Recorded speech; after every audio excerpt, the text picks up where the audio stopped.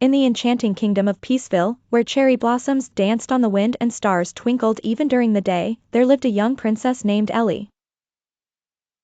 Princess Ellie wasn't like other royals. She preferred muddy garden boots over glass slippers and always had grass in her golden curls.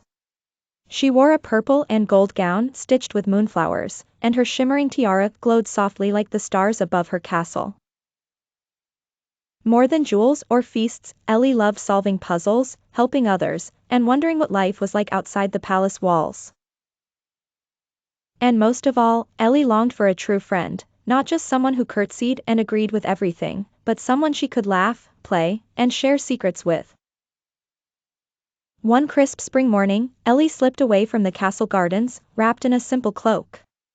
She wandered into Peaceville's lively town square, where smells of cinnamon bread, roasted nuts, and strawberry pies filled the air.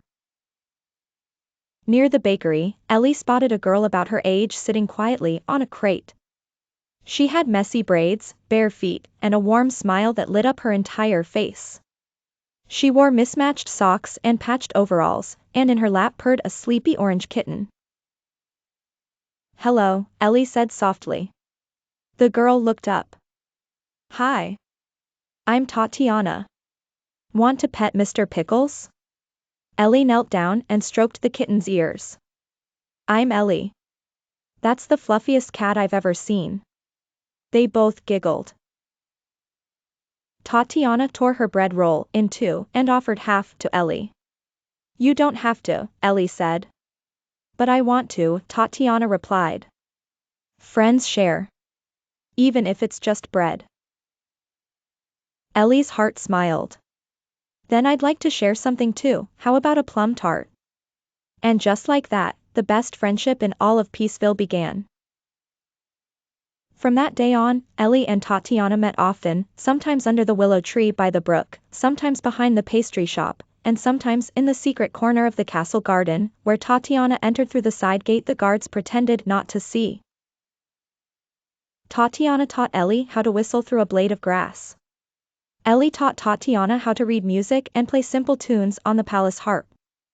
They made sock puppets and performed silly plays, made leaf crowns, and tried to bake cookies, which exploded once, in the garden fountain. Ellie had never laughed so much. And Tatiana? She had never felt so seen, so loved, so important. But not everyone was happy.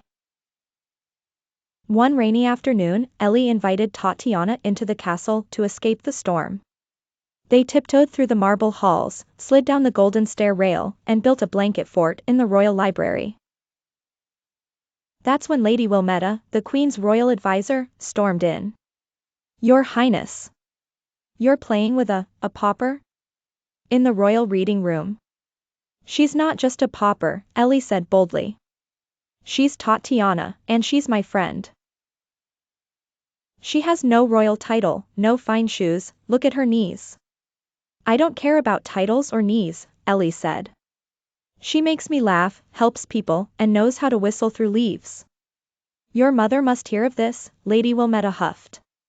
But before she could march off, the Queen herself entered. The Queen, dressed in her flowing green robe, looked between Ellie and Tatiana, then at the mess of pillows, teacups, and cookie crumbs. She raised an eyebrow.